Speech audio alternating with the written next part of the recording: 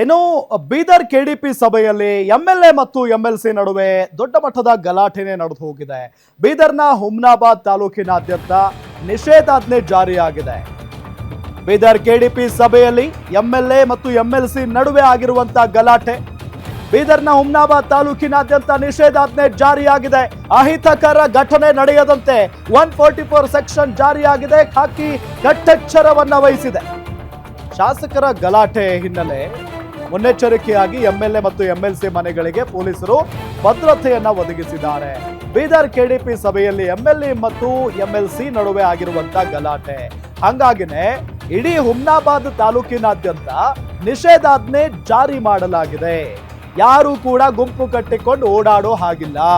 ಅಹಿತಕರ ಘಟನೆ ನಡೆಯದಂತೆ 144 ಸೆಕ್ಷನ್ ಜಾರಿಗೆ ತರಲಾಗಿದೆ ಮತ್ತು ಪೊಲೀಸರು ಬಹಳ ಅಲರ್ಟ್ ಆಗಿದ್ದಾರೆ. ಈ ಸಂದರ್ಭದಲ್ಲಿ ಕೆಡಿಪಿ ಸಭೆ ನಡೀತಾ ಇತ್ತು. ಆಗ ಎಂಎಲ್ಎ ಮತ್ತು ಎಂಎಲ್ಸಿಯ ನಡುವೆ ಹಂಗೆ ಮಾತಿನ ಚಕಮಕಿ ನಡೆಯುತ್ತೆ. ಒಂದು ವಾಗ್ಯುದ್ಧಾನೇ ಶುರುವಾಗ್ಬಿಡುತ್ತೆ. ಆ ಸಂದರ್ಭದಲ್ಲಿ ಸಹಜವಾಗಿ ಬೆಂಬಲಿಗರು ಕೂಡ ಆಕ್ರೋಶವನ್ನ ವ್ಯಕ್ತಪಡಿಸೋದಕ್ಕೆ ಶುರು ಮಾಡ್ತಾರೆ. ನೋಡಿ, ಎಂಎಲ್ಎ ಸಿದ್ದು ಪಾಟೀಲ್ ಅವರು ಇದ್ದಾರೆ ನೋಡಿ, ಅವರು ಯಾವ ರೀತಿಯಾಗಿ ಗಲಾಟೆ ಮಾಡ್ಕೊಳ್ತಾ ಇದ್ದಾರೆ. ಅತ್ತ ಎಂಎಲ್ಸಿ ಇದ್ದಾರೆ, ಇತ್ತ ಸಿದ್ದು ಪಾಟೀಲ್ ಎಂಎಲ್ಎ ಇದ್ದಾರೆ. ಇವರಿಬ್ಬರ ನಡುವೆ ಆದಂತ ಒಂದು ಜಗಳ ಇದು. ಹಂಗಾಗಿನೇ ಬಹಳಷ್ಟು ಭದ್ರತೆಯನ್ನ ಒದಗಿಸಲಾಗಿದೆ. 4 ಮತ್ತು 4ಕ್ಕಿಂತ ಹೆಚ್ಚು ಜನರು ಸೇರಕೂಡದು. ಹುಮ್ನಾಬಾದ್ ಪಟ್ಟಣದಲ್ಲಿ ಈ ಮೂಲಕ ತಿಳಿಸುವುದರೆಂದರೆ ಈ ಕ್ಷಣದಿಂದ 144 ಲಾಗು ಜಾರಿ ಇರುವುದರಿಂದ 4 ಮತ್ತು 4ಕ್ಕಿಂತ ಹೆಚ್ಚು ಜನರು ಸೇರಕೂಡದು. ಹುಮ್ನಾಬಾದ್ ಪಟ್ಟಣದಲ್ಲಿ ಈ ಮೂಲಕ ತಿಳಿಸುವುದರೆಂದರೆ ಈ ಕ್ಷಣದಿಂದ 144 ಲಾಗು ಜಾರಿ ಇರುವುದರಿಂದ 4 ಮತ್ತು 4ಕ್ಕಿಂತ ಹೆಚ್ಚು ಜನರು ಸೇರಕೂಡದು. ಹುಮ್ನಾಬಾದ್ ಪಟ್ಟಣದಲ್ಲಿ ಈ ಮೂಲಕ ನೋಡಿ, ಅಲ್ಲಿ ಪೊಲೀಸ್ನವ್ರು ಯಾವ ರೀತಿಯಾಗಿ ಅಲರ್ಟ್ ಆಗಿದ್ದಾರೆ ಅಂತ ಹೇಳಿ.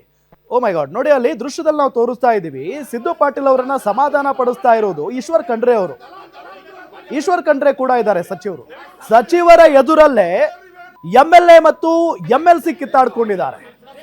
ಸಚಿವರ ಎದುರಲ್ಲೇ. ದೊಡ್ಡ ಮಟ್ಟದ ಗಲಾಟೆನೇ ಆಗಿದೆ ಇಲ್ಲಿ. ಈ ಗಲಾಟೆ ಹಿನ್ನೆಲೆ ಇಡೀ ಹುಮ್ನಾಬಾದ್ ತಾಲೂಕಿನಾದ್ಯಂತ 144 ಸೆಕ್ಷನ್ ಪೊಲೀಸ್ನವರು ಸಿಕ್ಕಾಪಟ್ಟೆ ಅಲರ್ಟ್ ಆಗಿದ್ದಾರೆ. ಬಿಕಾಸ್ ಅವರವರ ಬೆಂಬಲಿಗರು ಹೊಡೆದಾಡ್ಕೊಂಡ್ರೆ ಏನ್ ಮಾಡೋದು, ಗಲಾಟೆ ಮಾಡ್ಕೊಂಡ್ರೆ ಏನ್ ಮಾಡೋದು, ಆಯ್ತಲ್ಲ ಬಳ್ಳಾರಿಯಲ್ಲಿ ಆ ರೀತಿಯಾಗಾದ್ರೆ ಏನ್ ಮಾಡೋದು ಅಂತ ಹೇಳಿ ಈಗ ಪೊಲೀಸ್ನವರು ಮುನ್ನೆಚ್ಚರಿಕಾ ಕ್ರಮವಾಗಿ ಬಹಳಷ್ಟು ಬಿಗಿ ಬಂದೋಬಸ್ತನ್ನ ಕಲ್ಪಿಸಿದ್ದಾರೆ. ನೋಡಿ, ಹುಮನಾಬಾದ್ ಪಟ್ಟಣದಲ್ಲಿ 144 ಸೆಕ್ಷನ್ ಜಾರಿಯಲ್ಲಿ ಇರೋದ್ರಿಂದ ಗುಂಪು ಸೇರದಂತೆ ನೋಡಿಕೊಳ್ಳಬೇಕು. ಹಾಗಾದ್ರೆ ಅದರ ಜೊತೆಗೆ 4 ಜನರಿಗಿಂತ ಹೆಚ್ಚು ಜನ ನಿಲ್ಲಂಗಿಲ್ಲ, ಸ್ಪಷ್ಟವಾಗಿ ಅಲ್ಲಿ ಘೋಷಣೆ ಮಾಡ್ತಾ ಇದ್ದಾರೆ. ಇದೇ ವಿಚಾರಕ್ಕೆ ಸಂಬಂಧಪಟ್ಟಂತೆ ಡೀಟೇಲ್ಸ್ ಕೊಡ್ತಾರೆ ನಮ್ಮ ಬೀದರ್ ರಿಪೋರ್ಟರ್ ಶಿವಯ್ಯ ಮಠಪತಿ ಸಂಪರ್ಕದಲ್ಲಿದ್ದಾರೆ. ಶಿವಯ್ಯ, ಯಾವ ವಿಚಾರಕ್ಕೆ ಈ ಎಂಎಲ್ಎ ಮತ್ತು ಎಂಎಲ್ಸಿಯ ನಡುವೆ ಗಲಾಟೆ ಆಗಿರೋದು? ಏನಾದ್ರೂ ಕೈ ಮಿಲಾಯಿಸ್ಕೊಂಡ್ರ? ಡೀಟೇಲ್ಸ್ ಕೊಡ್ತಾ ಹೋಗೋದಾದ್ರೆ.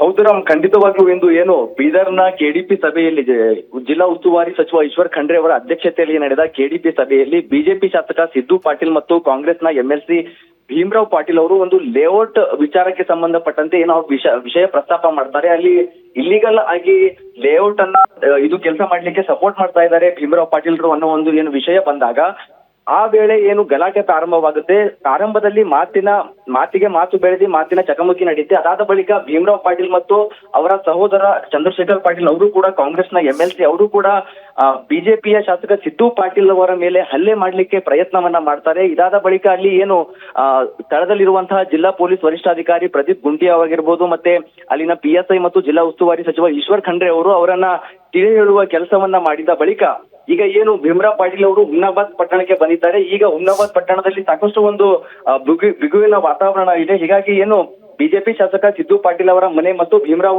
ಪಾಟೀಲ್ ಅವರ ಮನೆಗೆ ಪೊಲೀಸರು ಭದ್ರತೆಯನ್ನ ಕಲ್ಪಿಸಿದ್ದಾರೆ. ಯಾವುದೇ ಕಾರಣಕ್ಕೂ ಹುಮ್ನಾಬಾದ್ ನಲ್ಲಿ ಬಿಜೆಪಿ ಕಾರ್ಯಕರ್ತರಾಗಿರ್ಬೋದು ಮತ್ತು ಕಾಂಗ್ರೆಸ್ನ ಕಾರ್ಯಕರ್ತರು ಯಾರು ಕೂಡ ಗುಂಪಾಗಿ ತಿರುಗುವಂತಿಲ್ಲ, ಮತ್ತೆ ಯಾವುದೇ ಒಂದು ರಾಜಕೀಯ ನಾಯಕರ ಪರ ಘೋಷಣೆ ಕೂಗುವಂತಿಲ್ಲ ಅಂತ ಈಗಾಗಲೇ ಏನು ಆದೇಶ ಕೂಡ ಹೊರಡಿಸಿರುವಂತದ್ದು. ಅದಲ್ಲದೆ ನಿಷೇಧಾಜ್ಞೆ ಕೂಡ ಜಾರಿ ಮಾಡಿದ್ದಾರೆ. ಏನು ಈಗ ಈ ಹಿನ್ನೆಲೆ ಏನು ಇಬ್ಬರ ಗೌಡರ ಗದ್ದಲ, ಇವರು ಕೂಡ ಸಂಬಂಧಿಕರೇ ಇದ್ದಾರೆ. ಭೀಮರಾವ್ ಪಾಟೀಲ್ ಮತ್ತು ರಾಜಶೇಖರ್ ಪಾಟೀಲ್ ಮತ್ತು ಚಂದ್ರಶೇಖರ್ ಪಾಟೀಲ್ನ ಈಗಿರುವ ಬಿಜೆಪಿಯ ಸಿದ್ದು ಪಾಟೀಲ್ ಇವರೆಲ್ಲರೂ ಕೂಡ ಸಂಬಂಧಿಕರಿದ್ದಾರೆ. ಇವರು ಸಂಬಂಧಿಕರ ಗದ್ದಲ ಅಭಿವೃದ್ಧಿಗೆ ಆಗಬೇಕು ಅಂತ ಕೆಡಿಪಿ ಸಭೆ ಆಗಿರ್ಬೋದು, ಮತ್ತೆ ವಿವಿಧ ಯೋಜನೆಗಳ ಸಮಾರೋಪ ಸಭೆಯಲ್ಲಿ ಕೂಡ ಇಂತಹ ಈ ಒಂದು ಗಲಾಟೆಗಳಾಗ್ತಾ ಇದ್ದಾವೆ. ಈಗ ಏನು ಶ್ರೀ ವೀರಭದ್ರೇಶ್ವರ ಜಾತ್ರಾ ಮಹೋತ್ಸವಕ್ಕೆ ನಾಳೆ ಒಂದು ಸಭೆ ನಡೀಬೇಕಾಗಿತ್ತು, ಆ ಸಭೆ ಕೂಡ ಮುಂದೂಡಿದ್ದಾರೆ. ಯಾವುದೇ ರೀತಿ ಒಂದು ಹುಮ್ನಾಬಾದ್ ನಲ್ಲಿ ಅಶಾಂತಿ ಆಗ್ಬಾರ್ದು, ಕಾರ್ಯಕರ್ತರ ಮಧ್ಯೆ ಒಂದು ಗದ್ದಲ ಗಲಾಟೆಗಳಾಗಬಾರ್ದು. ಏನು ಈಗಾಗಲೇ ಬಳ್ಳಾರಿಯಲ್ಲಿ ಒಂದು ಅವಘಡ ಸಂಭವಿಸಿದೆ, ಅಂತದ್ದೇ ಒಂದು ಇಲ್ಲಿ ಅದೇ ರೀತಿ ಆಗ್ಬಾರ್ದು ಅನ್ನೋ ಉದ್ದೇಶದಿಂದ ಪೊಲೀಸರು ಅಲರ್ಟ್ ಆಗಿದ್ದಾರೆ. ತಹಶೀಲ್ದಾರ್ ಅವರು ಕೂಡ ನಿಷೇಧಾಜ್ಞೆ ಜಾರಿ ಮಾಡಿರುವಂತದ್ದು. ರಾಮ್, ಥ್ಯಾಂಕ್ ಯು ಶಿವಯ್ಯ ತಮ್ಮೆಲ್ಲ ಮಾಹಿತಿಗಾಗಿ.